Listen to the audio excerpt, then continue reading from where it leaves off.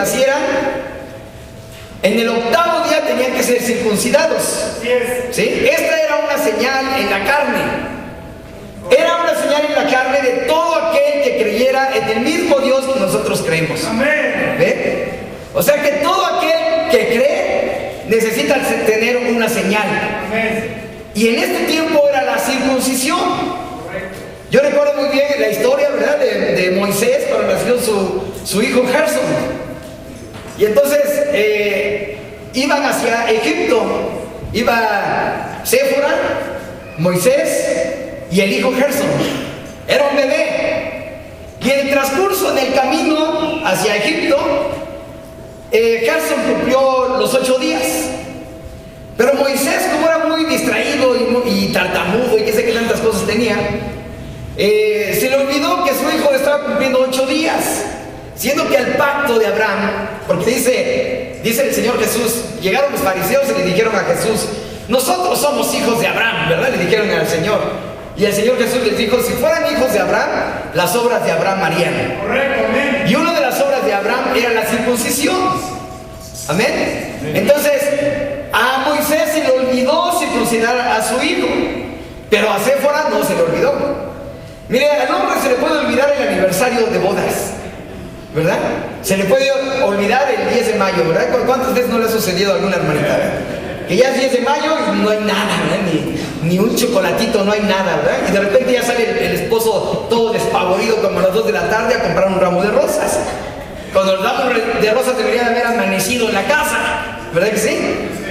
Bueno, pues a veces el hombre es así, pero la mujer por eso es la ayuda idónea, para recordarle esas cositas que luego se olvidan, ¿no? Bueno, pues a Séfora no se le olvidó que era el 8º día y que Gerson estaba cumpliendo el 8º día y no había sido circuncidado. Y entonces habló con Moisés y tuvieron una discusión ahí entre esposos. Pero Séfora se enojó, además de que estaba preocupada porque la vida de su bebé estaba de por medio. ¿Ven? Entonces agarró el cuchillo de Moisés, le quitó el cuchillo, le quitó la ropa a Gerson, le agarró el prepucio y le cortó, le dio el navajazo y agarró el prepucio y se lo aventó en la cara a Moisés. Sí es, hermano, sí es. Esa es Séfora. Lo bueno es que mi esposa no tiene nada que ver con eso. Pero déjeme decirle que Dios siempre le da al hombre, en la mujer que escoge, el carácter que necesita. Así es, correcto, hermano. ¿Ven? A veces hay hermanos que se quejan del carácter de su esposa. No, pues es que es muy trabajadora y nada más está limpia, no me deja ver ni el fútbol porque ya está pasando con el trapeador y luego ya acabó de trapear y ya está sacudiendo. El chiste es que nunca... Y bueno, pero es que es el carácter que tú necesitabas. Hay veces que es un carácter un poco más serio, hay veces que es un carácter más alegre, pero es el carácter que ese hombre necesita. Gloria a Dios. El carácter que Moisés necesitaba era el carácter que Séfora tenía. ¿Ven? Por eso que Séfora reaccionó de esa manera, porque ellos eran hijos de Abraham. Y si son hijos de Abraham, las obras de Abraham harían, ¿verdad? Por eso es que, miren, vamos a leerlo ahí, de ver si lo encontramos. Es el libro de Juan, capítulo 8.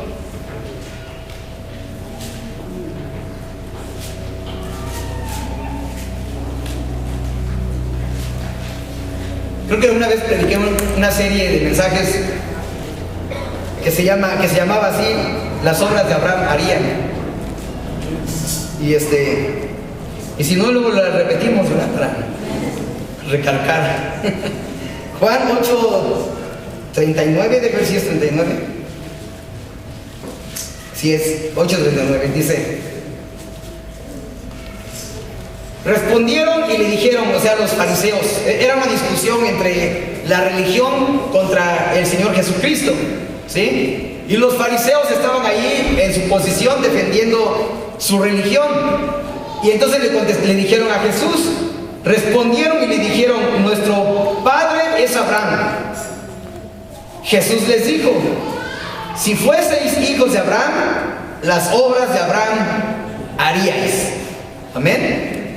Entonces, una de las cosas que Abraham hizo es que cumplió su pacto. ¿Ven?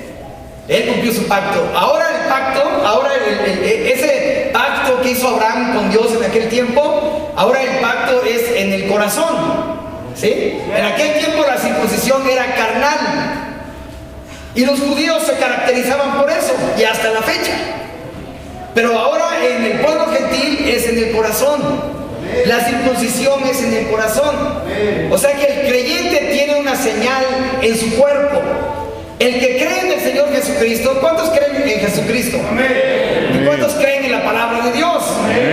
Bueno, pues nosotros los que creemos tenemos una señal. Y la señal que tenemos es la circuncisión en nuestro corazón. ¿Ven? La circuncisión es un círculo que circuncida nuestro corazón de las cosas del mundo. Amén. Entonces nuestro corazón queda apartado de los malos sentimientos del mundo, de los malos deseos del mundo, del mal proceder del mundo. De todo eso queda apartado. Nuestro corazón queda circuncidado. ¿Sí? El Espíritu Santo se encarga de circuncidar nuestro corazón. ¿Ve? Y entonces nosotros tenemos ahí una señal de que nosotros creemos en el Señor Jesucristo. ¿Ve? Por ejemplo, si de repente yo digo, yo creo en el Señor Jesucristo, y saliendo de aquí me oye decir una grosería, es que a lo mejor también me hace falta circuncidar mi corazón. No quiere decir que no crea, sino que me hace falta circuncidar el corazón. ¿Ven? O me ven fumando por allá por la calle. Bueno, no es que no crea, sino que me hace falta circuncidar mi corazón. ¿Ven? Por eso es que a Moisés y a Séfora, para ellos era un caso de vida o muerte circuncidar a su hijo Gerson. Entonces, si fuéramos hijos de Abraham, las obras de Abraham haríamos. Por ejemplo, en Elías fue otro hombre capaz de encender la luz. En el tiempo en que vivió Elías, pues él tuvo que encarar al rey Acab para decirle las cosas que estaba haciendo mal. Y cuando Acab se le reveló a Elías, pero no por su propio convencimiento, sino por el convencimiento de su esposa de Acab, que era Jezabel. ¿Sí? Acab era el rey, pero estaba manipulado por su mujer Jezabel. ¿Sí? Usted lea la historia de Jezabel, es una historia muy tremenda. ¿Ve? Y entonces Jezabel estaba manipulando al rey Acab, y por convencimiento de Jezabel, Acab se rebeló en contra de Dios, el cual estaba depositado en el profeta Elías. Y entonces Elías le dijo a Acab que por su proceder no iba a haber lluvia hasta dentro de 3 años y medio. Y por su palabra, por la palabra del profeta, ¿ve? Él dijo, por mi palabra. Y entonces el reinado de Acab empezó a entrar en una gran sequía. No había ni ríos, ni había ni lagunas, ni había lluvia, todo se secaba porque el profeta había hablado. ¿Ve? Pero ¿por qué hizo eso? Porque Elías tenía que encender la luz para que la gente pudiera recapacitar en qué momento y qué es lo que ellos estaban haciendo y qué es lo que estaban viviendo. Elías les tenía que señalar sus errores, les tenía que decir, miren, esto está mal, esto está bien, sigan así. Pero como a la gente no le convenía, entonces por eso el rey Acab mejor prefirió entrar en rebeldía. Y entonces vino la sequía sobre el reinado de Acab. Bueno, pero Elías fue un hombre que encendió la luz, y Jesucristo él mismo era la luz. ¿Ven? Miren, vamos a leer Juan capítulo 8.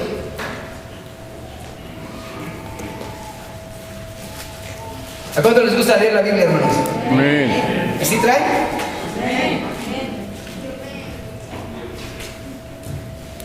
Si traen su Biblia, ¿no? Amén. 8:12 de Juan. Otra vez Jesús les habló diciendo, yo soy la luz del mundo. El que me sigue no andará en tinieblas, sino que tendrá la luz de la vida. Porque Jesús es la luz del mundo. Amén. Amén.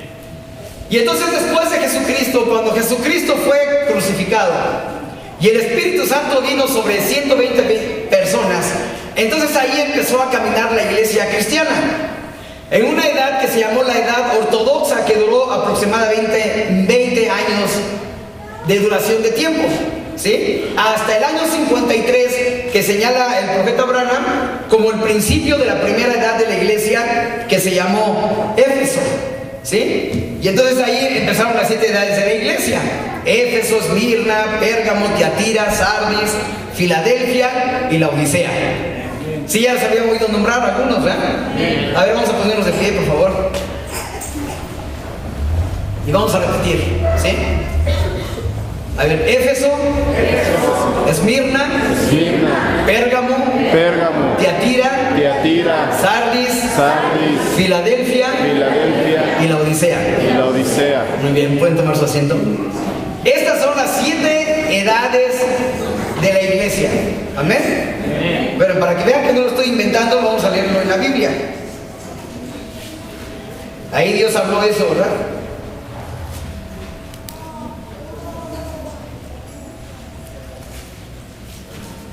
Vamos a leer Apocalipsis capítulo 1, verso 19. Dice: escribe las cosas que has visto y las que son. Ahí le está diciendo, el ángel le está diciendo a Juan. Amén. ¿Por qué le dice escribe? Porque si no lo escribe se le olvida. ¿Ve? Por eso cuando Jesucristo derrotó al diablo en Mateo 4, cuando llegó el diablo a tentar a Jesucristo en el monte, en el desierto, perdón, Jesucristo lo derrotó diciendo escrito está, y le señalaba la escritura, ¿verdad? No lo derrotó con señales, ni milagros, ni maravillas, sino que lo derrotó con la palabra escrita. Amén. Y le decía, escrito está, no solo de pan vivirá el hombre, sino de toda palabra que sale de la boca de Dios. Y con esas y otras escrituras derrotó al diablo, ¿verdad? Y entonces aquí dice, escribe las cosas que has visto y las que son, porque si no las escribes se le olvida. El ángel, Dios le dijo al profeta Abraham, toma tu pluma y escribe, porque le iba a señalar algo. ¿Ve? No le dijo, aplica tu buena memoria. No le dijo así, sino que Dios sabe que nuestra memoria no es muy buena, ¿verdad? Y que el diablo va a querer quitarnos nuestra bendición, aún de nuestra mente y de nuestro corazón. ¿Ve? Sí. Por eso es que es necesario tomar nuestra pluma y escribir lo que se está hablando, lo que se está predicando, y después usted llega a su casa y lo repasa, ¿verdad? Dice, escribe las cosas que has visto y las que son, y las que han de ser después de estas. El misterio de las 7 estrellas que has visto en mi diestra, y de los 7 candeleros de oro. Las 7 estrellas son los ángeles de las 7 iglesias. ¿Amén? O sea, un ángel para cada iglesia. Entonces dice que son 7 iglesias.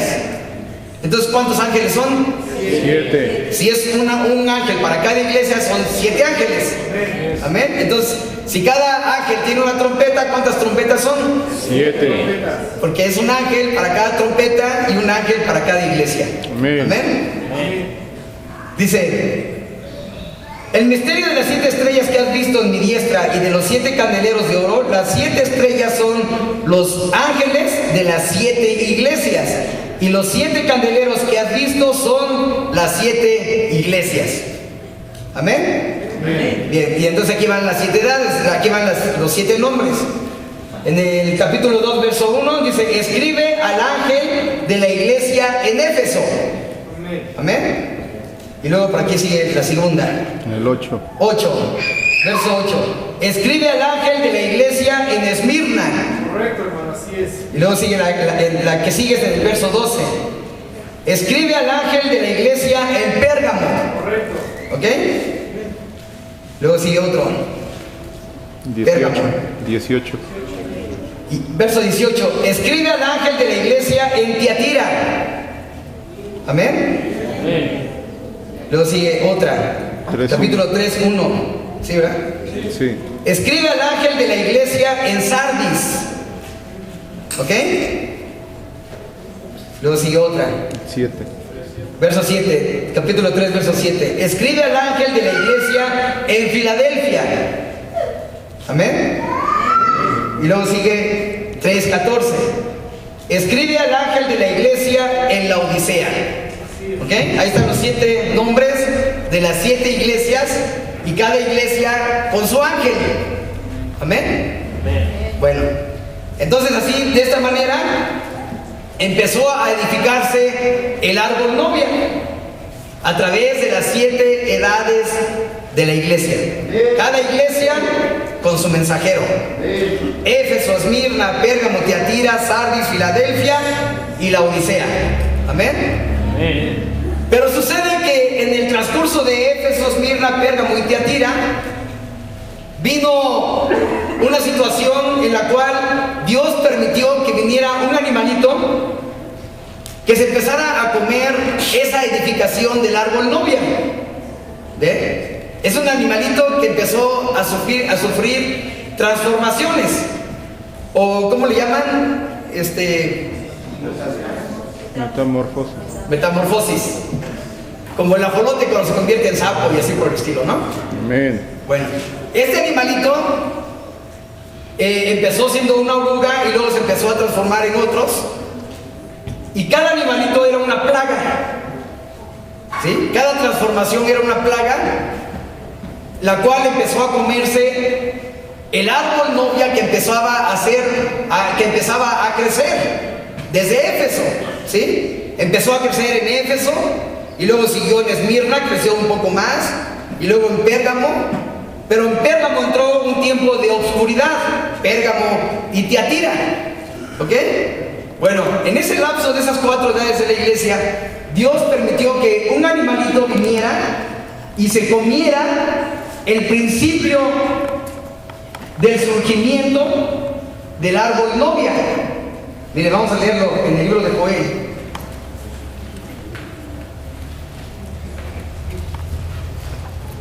Joel capítulo 2.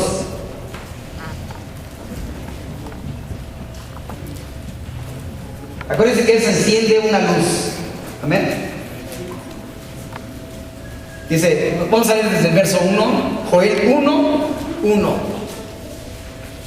Libro de Joel capítulo 1, verso 1. Dice, palabra de Jehová que vino a Joel, hijo de Petuel. Oíd esto, ancianos, y escuchad todos los moradores de la tierra. ¿Ha acontecido esto en vuestros días o en los días de vuestros padres? De esto contaréis a vuestros hijos y vuestros hijos a sus hijos y sus hijos a la siguiente generación. Lo que quedó de la oruga comió el saltón, y lo que quedó del saltón comió el revoltón y la langosta. Bueno, el profeta de Dios nos enseña que este animal es el mismo, pero que se va transformando. Así es. ¿Sí? Empezó siendo una oruga y luego se transformó en un saltón y luego se transformó en un revoltón y finalizó en una langosta. Así es. ¿Sí? Todo esto con la finalidad de comerse el árbol novia. El árbol novia somos nosotros. Correcto. ¿Sí? A través de las 7 edades de la iglesia. Desde que el apóstol Pablo empezó a predicar la palabra en Éfeso, desde ahí se empezó a sembrar la semilla para la creación del árbol novia. Y luego empezó a surgir el árbol, pero vinieron estos animales y se empezaron a comer esa creación de Dios. De tal manera que la oruga se comió los frutos del árbol. Correcto, así es. Ya hemos visto en otras ocasiones cuáles son los frutos, ¿verdad? En Gálatas 5:20 o 19, por ahí habla de los frutos del creyente, ¿verdad? Bueno, pues allí, esos frutos que están adentro del árbol novia, la oruga se comió los frutos. ¿Ve? Se comió el amor, Amén. se comió el gozo, se comió la paz, la sabiduría, se comió esos 9 frutos del árbol novia, ¿sí? La oruga, para empezar. Y después se transformó en el saltón. El saltón se comió las hojas del árbol. Y las hojas significa el compañerismo de Dios. ¿Ve? O sea que se comió el compañerismo divino. El compañerismo divino es el que nosotros tenemos alrededor de la palabra. En sí no es el compañerismo de irse a tomar un cafecito con un hermano, no. es el compañerismo de Dios. El deseo ferviente de querer estar tú con Dios siempre. ¿Ven? Ese deseo se lo comió el saltón. Esas hojas que provocan el compañerismo se lo comió ese animal. Entonces, aún en nuestra vida pudiéramos nosotros identificarnos con esa manera como empezó a trabajar ese animalito. Cuando de repente nuestro ánimo empieza a bajar y ya no queremos tener compañerismo ni con Dios, ya no se diga con los hermanos, con los hermanos de nuestra iglesia. ¿Sí? ¿Por qué digo los hermanos de nuestra iglesia? Porque primero hay que empezar con nuestra casa. ¿Ve? Si usted quiere tener después compañerismo con otra iglesia hermana, pues primero tiene que tener compañerismo aquí con la iglesia, ¿verdad? Pero si de repente ya no quiere tener compañerismo ni con la iglesia y luego ni con Dios, ¿ve? Es porque algo está sucediendo en esa creación de ese árbol. La palabra de Dios nos tipifica a nosotros como árboles. Y como árboles estamos susceptibles a que una plaga caiga. Y esa plaga que puede caer en ti es esta: la oruga, el saltón, el revoltón y la langosta, que van a acabar con tu crecimiento espiritual si es que tú no tuvieras cuidado. ¿Ve? Si es que no tienes cuidado de escuchar la palabra constantemente. Amén. Entonces, la oruga se comió los frutos, se acabó